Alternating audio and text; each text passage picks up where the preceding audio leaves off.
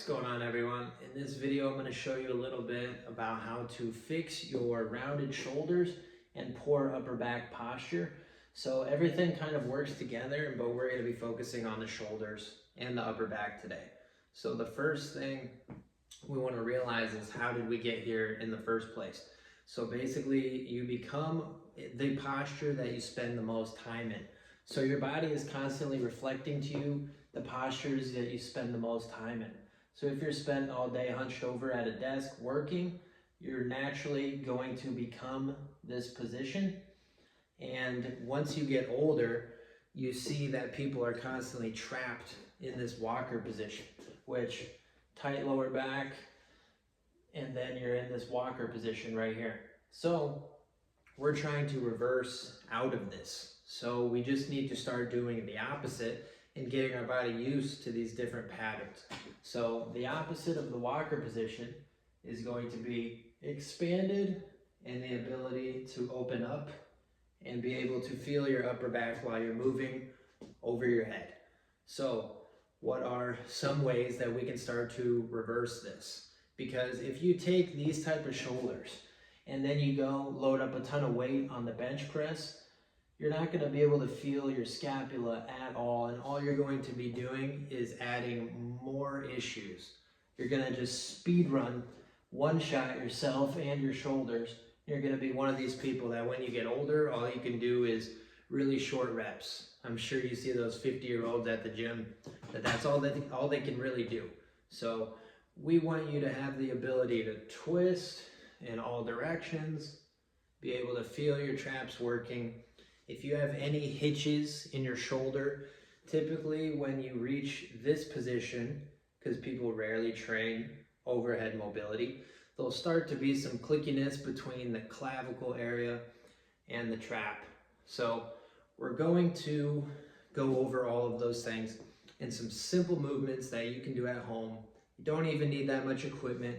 However, in this case, if you have dip bars, these are going to be greatly beneficial.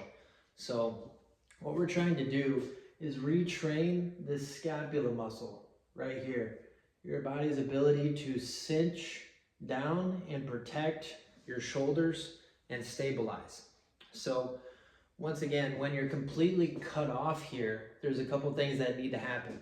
Once again, these are way overactive here, so they're constantly pulling.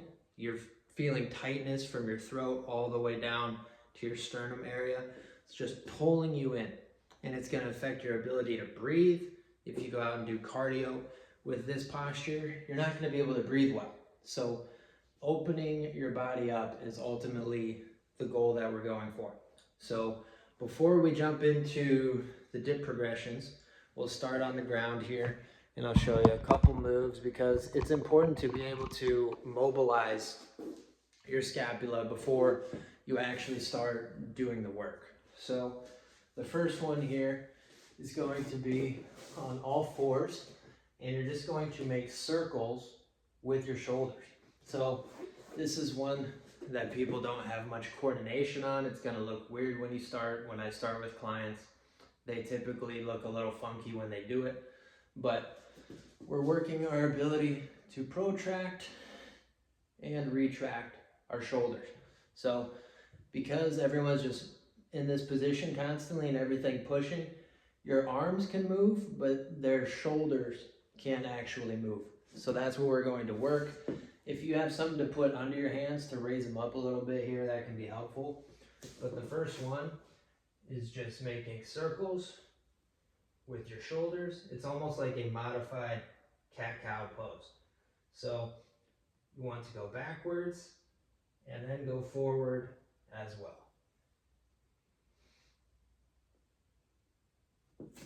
That one, you're just doing reps until you start to feel a little mobilization in your shoulders. So that one's pretty self-explanatory.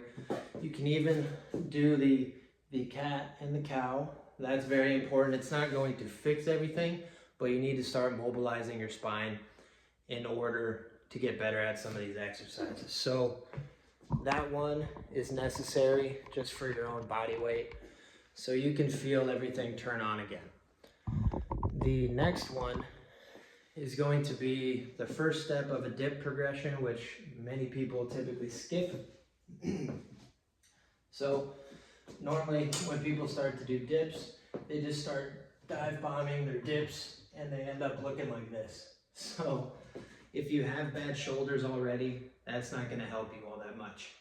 What you need to focus on is, once again, being able to protract that scapula so you can start to just focus on a hold. And if you can't get your feet off the ground, just start with them on the ground. You're trying to get all of these muscles to start to turn on again. And the best way to do that is holding the exercise. So with all of these, it's important to note that there's not a specific number of reps and sets. It's about if you can feel it or not. So if you can't feel it, hold it longer. That is the magic number. So get out of this rep sets mindset. It's more about, is it enough? And is it enough is based on how it feels. So if you can do 3 more sets, then do more sets. It's not that big of a deal. We don't need to worry about it that much when we're trying to activate muscles that have been dormant for a long time. So that first one with the dips, you're basically in that walker position and you're pushing up and down with the shoulders, learning to contract that front delt again properly and the chest all the way down to these muscles by the sternum. So that one is the strengthening number 1. And once you get good at that hold, you can start to do assisted reps by keeping your feet on the floor here. So doing that, little lean forward, just coming down slow and coming back up. And I think it's important to start with the dips before the push-up, because if you can't feel your scapula be able to push down in this position, you shouldn't move your arms up to this position yet. Just like if you can't do dips properly, you shouldn't be trying to do all this overhead movement because you haven't even mastered the basic. Number 1 is always with the arms by the sides, and as you progress, you go all the way up to overhead mobility. So number 2, we have the push down with the dips. So number 2 is going to be the Y position. So this one is very easy to do.